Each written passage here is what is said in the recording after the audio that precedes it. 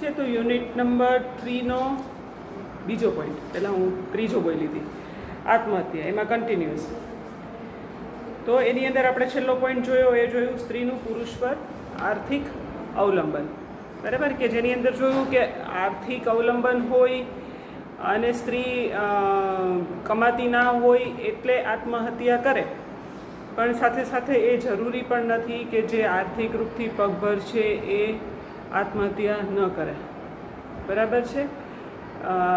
ઘણા બધા કારણો છે કે જેને કારણે એ પુરુષ પર આધારિત હોય, કારણ કે એક આર્થિક જ નથી, સામાજિક રૂપથી પુરુષ પર આધારિત હોય, બાળકો માટે આધારિત હોય, ઇમોશનલી આધારિત હોય, રાઈટ.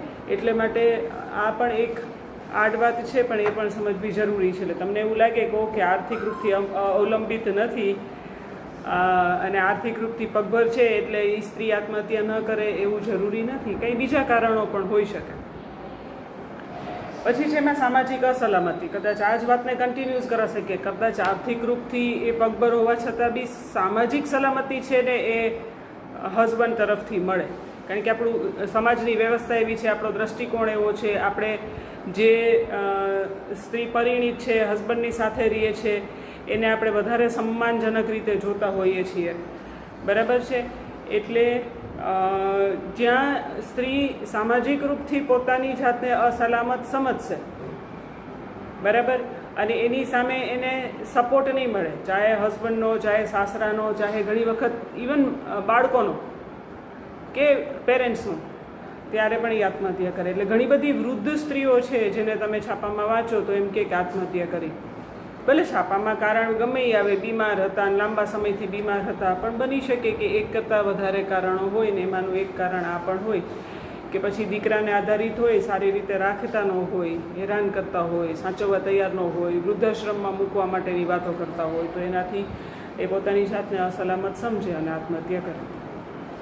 એના પછી છે છૂટાછેડા અને છૂટાછેડાનો ભય. બે છૂટાછેડા થઈ જશે એના ભયને કારણે, બરાબર, અથવા તો છૂટાછેડા થઈ ગયા એને કારણે. હમણાં અઠવાડિયા 10 દિવસ પહેલાંનો એક કિસ્સો હતો કે છોકરીએ કંઈ ભાગીને લવ મેરેજ કર્યા, જૂનાગઢનો હતો કદાચ, અને 2 જ મહિનામાં એના હસબન્ડ એને એટલો બધો ત્રાસ આપ્યો કે એ છોકરી છે એ પોતાને પિયર પાછી આવી ગઈ. નસીબ સારા કે લવ મેરેજ કર્યા હતા પણ મા બાપે સાચવી, એટલે એ કારણ ન બન્યું કે મા બાપે ન સાચવી. પણ છૂટાછેડા થઈ ગયા પછી પણ એનો હસબન્ડ એને એટલો બધો માનસિક ત્રાસ આપતો હતો કે જેનાથી કંટાળીને એ છોકરીએ આત્મહત્યા કરી. છાપામાં ફોટો જોવો ને તો એવી સરસ મજાની ઢીંગલી જેવી હતી. બરાબર. એટલે એવું નહીં માનતા કે છૂટાછેડાના ભયથી કે છૂટાછેડા થઈ ગયા છે ને આર્થિક રૂપથી પગભર નથી કે બીજા કોઈ કારણ છે એટલે એણે આત્મહત્યા કરી. ઘણી વખત છૂટાછેડા થઈ ગયા પછી પણ આગલા હસબન્ડનો ત્રાસ હોય છે કે જેને કારણે પણ સ્ત્રી છે એ આત્મહત્યા કરે. અને આવા જેટલું સમજાવું છું ને, છાપા વાંચશો ને તો તમને આ બધા જ કારણો સાથેના કિસ્સાઓ છે એ છાપામાંથી મળશે, રાઈટ. એના પછી છે સરકાર દ્વારા ઉપલબ્ધ વિવિધ યોજનાઓનો સ્ત્રી પાસે જાણકારીનો અભાવ. જાણકારી હોય એટલે તકલીફ થાય તો તમે ન તરત જ એ જાણકારીનો લાભ લ્યો. આંટરપ્રિન્યોરશિપ ડેવલપમેન્ટ ઇન વુમન બરાબર ભણ્યું હોય ને એમાં ખબર હોય કે સ્ત્રી આંટરપ્રિન્યોર બને તો એને સબસિડી મળે, ઓછા વ્યાજના દરે લોન મળે, એ આવા વ્યવસાય શરૂ કરી શકે, બરાબર છે, તો શું કામ આત્મહત્યા કરે? એટલે એવું નથી કે સરકારની યોજનાઓ નથી, એવું નથી કે એ આપણા વેલફેર માટે કાંઈ નથી કરતી, એવું નથી કે એ આપણને રહેવા માટે છત નથી આપતી. નારી સંરક્ષણ ગૃહ છે પણ ખબર તો હોય, ફરિયાદ ક્યાં કરાય એ ખબર તો હોય, પછી હિંમત ભેગી કરવાની છે. પહેલી વસ્તુ એ છે કે ખબર જ નથી, હિંમત ભેગી કરવી એ સહેલી નથી. કારણ કે જ્યારે તમે ફરિયાદ કરો ને એટલે છાપામાં એવું, એટલે જેને નહોતી ખબર એને ખબર પડી. હવે તો મોબાઈલ હાથ વાગો છે, તરત કાં મેસેજ આવશે, કાં ફોન આવશે, શું થયું. એટલે કોઈ ગુજરી ગયા હોય ત્યારે તમે તમારા ઘરમાં કોઈ દિવસ કોઈ ગુજરી ગયું હોય ને તમે આમ ઉઠમણામાં બેઠા હો કે બેસણામાં બેઠા હો, જોયું છે? એક જ કેસેટ તમારે વગાડવાની હોય, શું થયું હતું, કેવી રીતે થયું હતું, મેં તો હજી હમણાં જ જોયા હતા. એની રીતે સાચા છે, પણ તમે માણસાની દ્રષ્ટિએ જુઓ તો તમને ખબર પડે કે એક ને એક કેસેટ માણસ વગાડીને જે વસ્તુ ભૂલવા માગે છે ને આપણે એને ભૂલવા જ ના દઈએ. એમ જેવું તમે ફરિયાદ કરો ને છાપામાં આવ્યું ને એટલે એટલા બધા લોકોને તમારે જવાબ ફોન આવે ને મેસેજ આવે ને રૂબરૂમાં મળે ને પાડોશી તમે બહાર નીકળ્યા એટલે ઊભા રાખે. હું એ લોકોની ભૂમિકાને કદાચ જસ્ટિફાઈ કરવાની કોશિશ નથી કરતી કે એ સિમ્પતિ બતાવે છે, એક જાણવા માગે છે, એક તમારી પ્રત્યે એને લાગણી છે, પણ એક બે વખત આપણને એવો વિચાર નથી આવતો કે મારા જેવા 50 આને પૂછવું હશે અને 50ને જવાબ આપે છે, અને જે વસ્તુ તમે ભૂલવા માગો છો ને એ તમને 50 વખત ફરીથી યાદ કરાવવામાં આવે છે. અને વધારે તકલીફ ક્યારે થાય? જે આપણી સામે કોઈથી જોતું ન હોય, આપણે યારે કોઈથી વાત ન કરતું હોય, એ બેટા કરીને આપણને બધું પૂછશે ને પછી છેલ્લે માથા ઉપર હાથ મૂકીને બેટા કાંઈ કામ હોય તો કહે છે, ત્યારે તમને એમ થાય કે બેન આજ સુધી તો તે મારી યાર કોઈ દિવસ વાત નથી કરી, અત્યારે ઓચિંતો પ્રેમ. એટલે આ બધું છે ને તમારી પીડાઓમાં વધારો કરે. એટલે અત્યાર સુધી સમજાયું ને મેં તમને આ બધી વસ્તુઓ બહુ બધી વખત રિપીટ કરી. આપણી મેન્ટાલિટી, આપણું માળખું, સમાજ વ્યવસ્થા, આપણા બધાના માઇન્ડસેટ, આ બધું જ છે ને એ સ્ત્રીની તકલીફોમાં વધારો કરે ને એ જ પ્રકારનું છે.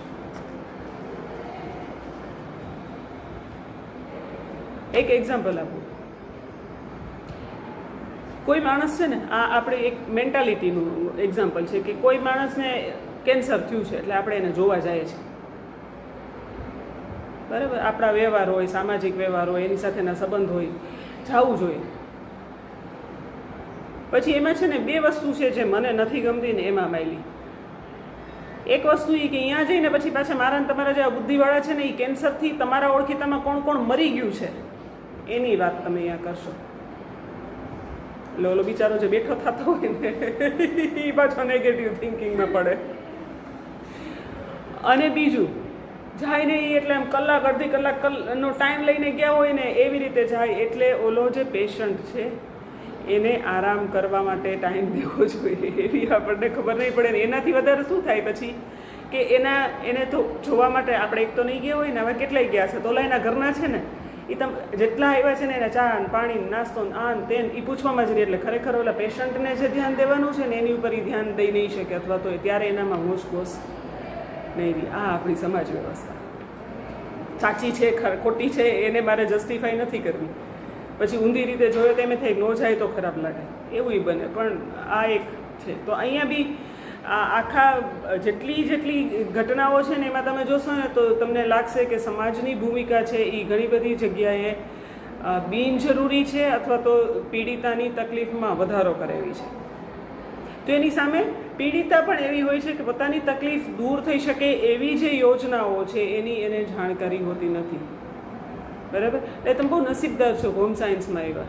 આની પહેલાંય સમજાવ્યું હતું. વિષયો એવા કેટલા બધા છે કે તમારી સ્કિલ બહાર આવે, આંટરપ્રિનરશિપ છે, મારા જેવા આવીને તમને એમ્પાવર્ડ કરી જાય.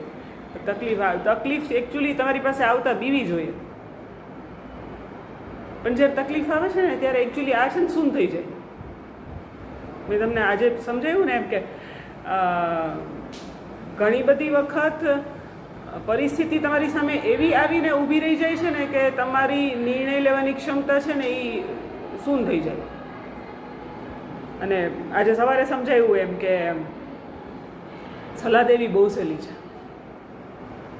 એટલે બધી જ યોજનાઓની ખબર હોય ને છતાંય જ્યારે તમારી પર કોઈ ઓચિંતી પરિસ્થિતિ ખરાબ આવીને ઊભી રહે ને ત્યારે આમાંથી એકેય યોજના યાદ આવે નહીં. મેડમ ગમે એટલું શીખવાડ્યું હોય, કેટલી વાર શીખવાડ્યું છે ને, કોઈ રસ્તામાં છેડતું હોય, હાથમાં બોટલ હોય માર લેવાય, બેગ હોય માર લેવાય, રાડારાડી કરાય. ઈમાનદારીથી કહેજો તમને કહું છું, પણ મારી હારે આવું કંઈ થાય ને તો મારો અવાજ ન નીકળે, ભૂલાઈ જ જાય કે રાડ પડાય. એમાંથી થોડા જ બેઠા થાય ત્યારે પછી આ બધું થઈ શકે. તો ઘણી બધી સરકારી યોજનાઓ છે કે જે સ્ત્રીના ઉત્થાનમાં કામ કરે છે, તો એનો અભાવ છે માટે બી આપણે આત્મહત્યા કરીએ. એ ખબર હોય તો આપણે પગભર થઈ જઈએ. ગરીબી, બેકારી અને ભણતરના પ્રશ્નો આ સાર્વજનિક છે, સ્ત્રીઓ માટે જ લાગુ પડે છે ને એવું નથી, બરાબર છે? એ પુરુષોને પણ એટલી જ લાગુ પડે છે. પણ અહીંયા કેવું થાય કે જો પુરુષ ગરીબ છે, પુરુષ બેકાર છે, પુરુષમાં ભણતરનો અભાવ છે, સ્ત્રીમાં ભણતરનો અભાવ છે, તો એ બધું છે ને આફ્ટર ઓલ છેલ્લે સ્ત્રીને સહન કરવાનું આવે ને પરિણામે એક ટાઈમ એવો આવે કે જ્યાં આત્મહત્યા થાય. પછી આત્મહત્યાનું પ્રમાણ અને પદ્ધતિ. વર્તમાનપત્રોને જોતા જ ખ્યાલ આવે છે કે દિન પ્રતિદિન આત્મહત્યાની ઘટનાઓ વધતી જાય છે. એક ઉડીને આંખે વળગે તેવું પરિવર્તન આત્મહત્યાની પ્રવૃત્તિમાં જોવા મળે છે અને તે છે સામૂહિક આત્મહત્યા. આજે શરૂઆત જ્યારે કરી ત્યારે જ મેં તમને આ વસ્તુ છે એ સમજાવી છે, બરાબર? એટલે વધારે ડિટેલ અત્યારે નથી કહેતી.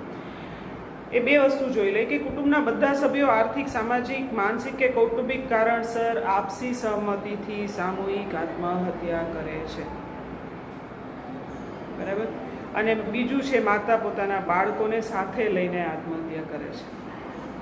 ઉપરોક્ત બંને પ્રવૃત્તિ તૂટેલી કુટુંબ અને સમાજ વ્યવસ્થાનું પ્રતિબિંબ છે. આપણને ગમે કે ન ગમે પણ આપણે આવું આ બે પ્રકાર એટલે જ આવ્યા કારણ કે આપણને આપણી પાછળની કુટુંબની વ્યવસ્થા પર ભરોસો નથી કે હું નહીં તો મારા કુટુંબને કોણ સાચવશે. એટલે આપણે આ પ્રકારનો ટ્રેન્ડ આપણા સમાજમાં જોવા મળે છે. જ્યારે આત્મહત્યાની પદ્ધતિઓ જોઈએ તો ગળે ફાંસો ખાવો, ઊંચાઈ પરથી કૂદી જવું, નદી, ડેમ, કૂવામાં પડવું, ઝેરી દવા, ફિનાઇલ કે એસિડ પી લેવું, ઊંઘની ગોળીઓ ખાઈ લેવી, જાતને સળગાવવી, ટ્રેન નીચે પડતું મૂકવું, વાહન નીચે ચકદાઈ જવું, પોતાને ઝેરી ઇન્જેક્શન આપી દેવું વગેરે. જે તે સમયે આત્મહત્યા કરનારની માનસિક પરિસ્થિતિ પર આધાર રાખે છે.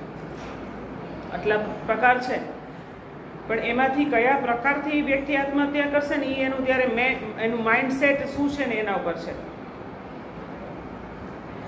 અતિ ઉશ્કેરાટ હશે ને તો એ એવી રીતે મળશે કે મરે ને ત્યારે પીડા થાય. ફોર એક્ઝામ્પલ જાતને સળગાવી, બરાબર? પણ બહુ લાંબા સમયથી પીડા ભોગવતું હશે ને તો ત્યારે એનું માઇન્ડસેટ એવું હશે કે મરવું તો છે પણ ઓછી પીડા થાય ને એવી રીતે. તો એ ઊંઘની ગોળી લઈ લેશે, એમાં ઊંઘમાં જ મરી ગયા, ખબર ન પડી. ઉપરથી કૂદશે, વધારે ઊંચાઈથી કૂદશે, કારણ કે નદી તળાવમાં પડે ને તો અંદર પડે ત્યારે પાણી ને બધું શ્વાસ નળીમાં મોઢામાં બધે જાય તો એ ખાસું પીડાદાયક હોય, સળગે તો ખાસું પીડાદાયક હોય. એટલે બહુ લાંબા સમયથી જે તકલીફ ભોગવતું હોય એ પછી ક્યાંક આવું બી કરે કે મરવું છે પણ ઓછી પીડા સાથે, કારણ કે આખી જિંદગી તો હેરાન થયા છીએ, હવે તો મરીએ તો શાંતિથી મરીએ. મારી એક ભાઈની દીકરીએ એક વખત સુસાઇડની કોશિશ કરી, બહુ વર્ષો થઈ ગયા. પછી તો એ છોકરી એક્સપાયર થઈ ગઈ પ્રેમ સંબંધમાં નિષ્ફળતાને કારણે. મારી બાઈની છોકરી છે એટલે તમને ખબર પડે કે ભણતર ના હોય એટલે ક્ષણિક હતું, એસિડ પી લીધું, બચી ગઈ. મેં તમને બહુ વખત સમજાવ્યું છે કે આત્મહત્યામાં બચ્યા એટલે મર્યા, અને એમાં આ તો એસિડ પીને મરી, કોશિશ કરી તો એ બચી ગઈ. પણ તમે બિલીવ કરશો એનું થ્રુ આઉટ અહીંયાથી શરૂ કરીને આંતરડા સુધીનું બધું જ બળી ગયું. એટલે પછી 10 વર્ષ એ છોકરી જીવી, પણ એ 10 વર્ષ એ છોકરી ખાલી લિક્વિડ ઉપર જીવી, કારણ કે એની આખી સિસ્ટમ જ છે જે સળગી ગઈ હતી. ડાયજેસ્ટ કરી શકે એવું અંદર કંઈ કોઈ પાર્ટ બચવો તો જોઈ, અને અહીંયા કોથળી હતી, એમ કે એના આંતરડા સુધા બળી ગયા.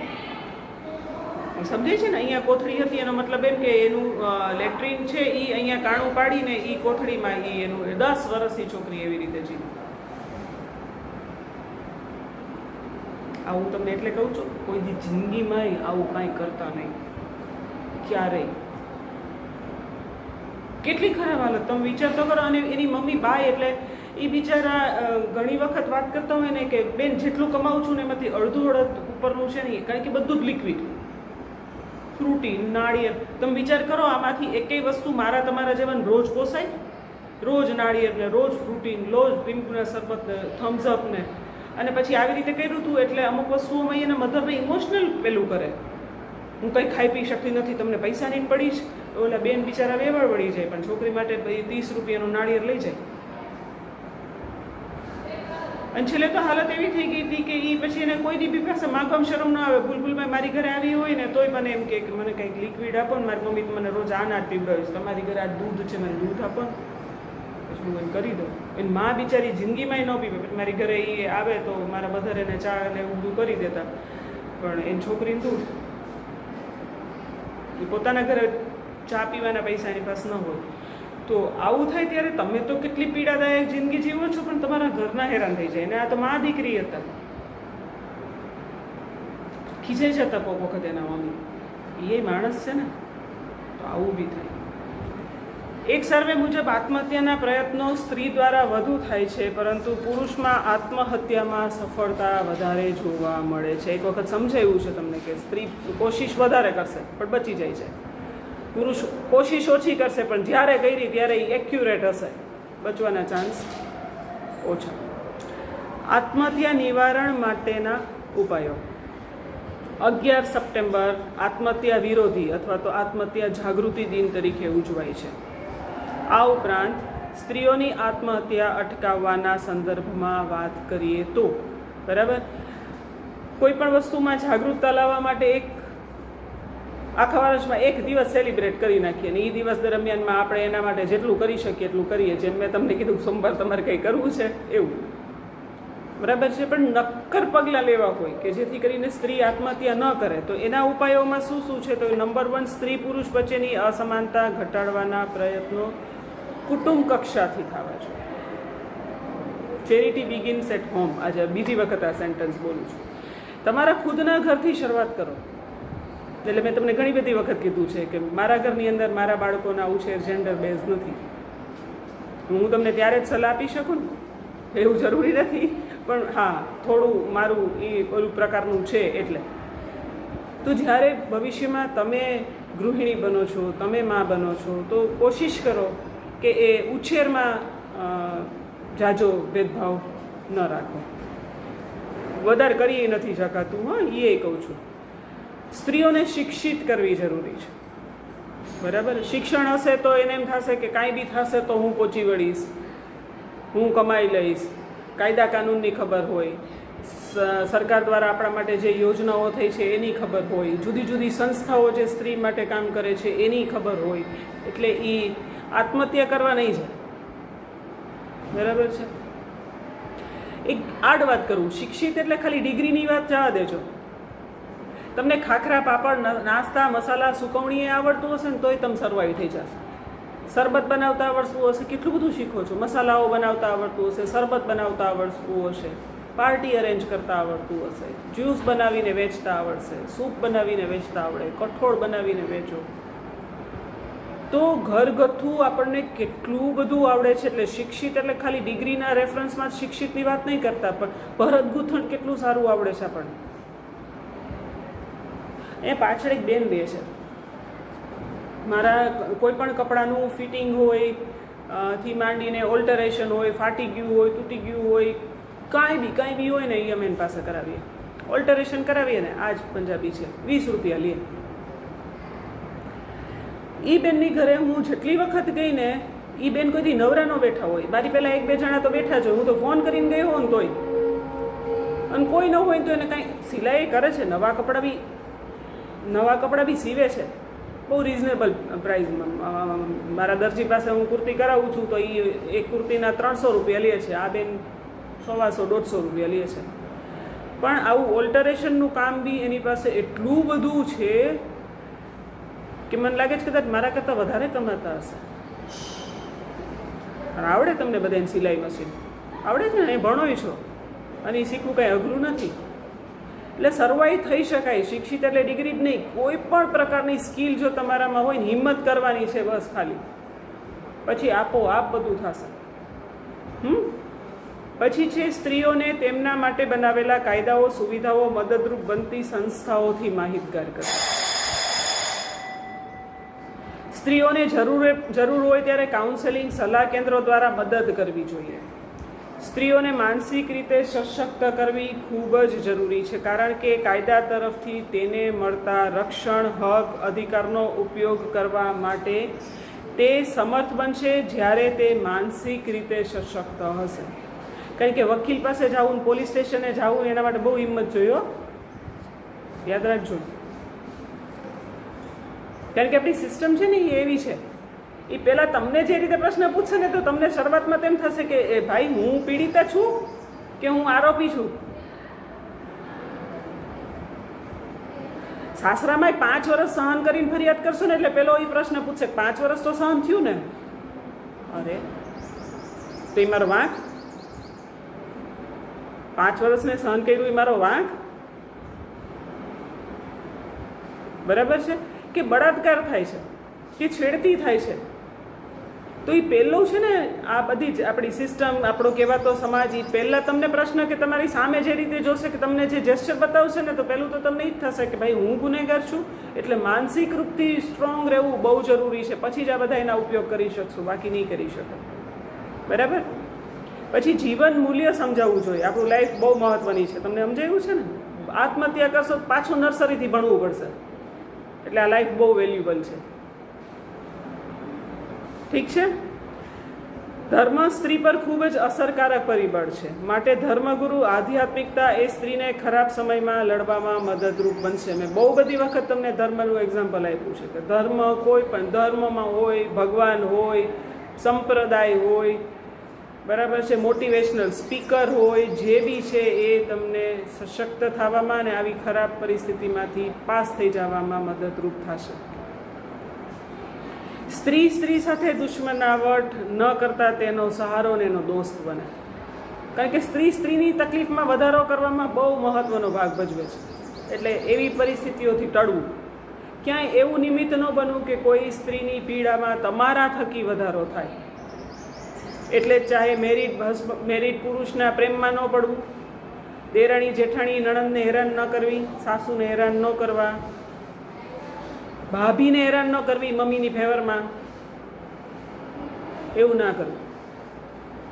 મમ્મીને સમજાવો. ભાભીને હેરાન કરતા હોય ને મમ્મીને ઊંધું સમજાવવું કે તું મારી ભાભી યારે જે કરસ એ મારા ઘરે મારા સાસરામાં મારી યારે કરશે, તને ગમશે? હું એ 9 વાગે ઉઠતી હતી, ભાભી એ ઉઠે છે, તો એને ધીરે ધીરે સમજાવ ને. ભાભી નહીં સમજાવી કે ભાભી હું અહીંયા 9 વાગે ઉઠતી હતી, હવે મારા સાસરા 7 વાગે ઉઠું છું, તમે ધીરે ધીરે કોશિશ કરો ને.